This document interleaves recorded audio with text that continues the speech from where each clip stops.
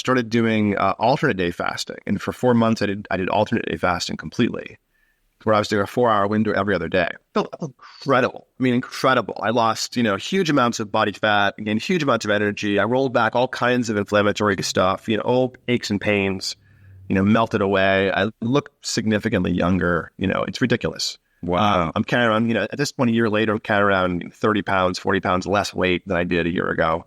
And I lost most of that weight in the first, 3-4 months. Like, it just melted right off. And would you have black coffee or any supplements in that period, or just black coffee mostly? Black coffee and water. In my fasting windows, I consider, for me, things that don't break a fast: black coffee, some pink salt, and then I generally pick 2 flavors of spring water that have different, carbonated water that have different mineral compositions, so I can balance the electrolytes without having to think too much about it. So I get some Pellegrino and some Gerolsteiner, which have different mineral content. One is, I think, calcium-based, one's a bit more potassium-based, and magnesium. So I get sort of the spread just by alternating the spring waters that I'm using when I'm fasting. I every so often these days, and in the past year, about once a month, I'll do 1 or 2 3-day fasts, longer ones, just to cause more autophagy.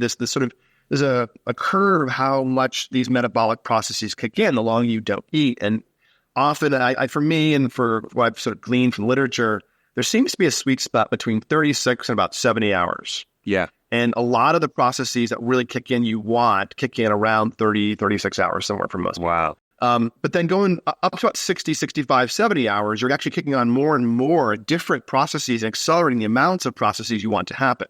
And somewhere around in the mid-60s, you've actually tapped out, and all those things are now in full access. So you can spend another few days if you want to fasting, getting the most of that high burn rate. But for me, it's about kicking the signals on, not so much sitting in those acute states. So I like to get to at least 40, and then usually about 66 or 70 hours a couple of times a month, just to cause that stronger autophagy signal and strip out all the nasty junk my system's been accumulating.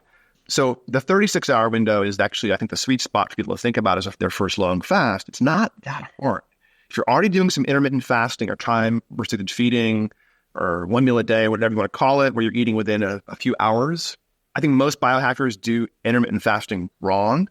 I think the way to do it is to have your fasting window be the longest later in the day. You should stop eating in the day. You shouldn't start eating in the middle of the day, Got to try and work in real life at the same time, haven't you? I mean, you do, but you also have to take control of your machinery. I mean, you have to balance those two things. And if for a month, your last meal's at 2 p.m. because you want to strip out 10 pounds of, body fat or something, or 3 pounds, 4 pounds in that kind of time frame, you can, and you can, and yes, you have to have light, but you don't always have to go out having pints in the evening or cooking a big meal for your family. There are ways to take control of this thing, and there are ways of playing with it. And you just have to know it works for you, and you have to just take control.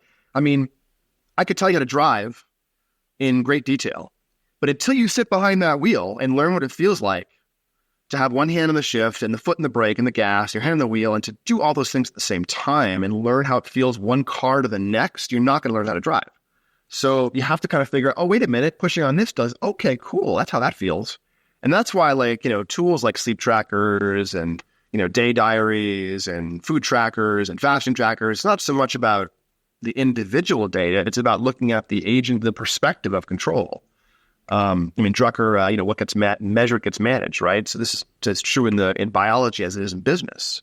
And we have the ability to watch lots of things now very inexpensively. And so you learn, wait a minute, I can't handle this kind of starch loading, or I need this kind of starch loading, or sugar loading. You figure that out by watching this stuff, the same way you do if you watch your sleep over days and weeks. You figure out, wait a minute, stress at night or screens at night or a warm room or sugar at night or anything else, these things decrease my deep sleep, decrease the amount of sleep, and these things enhance it.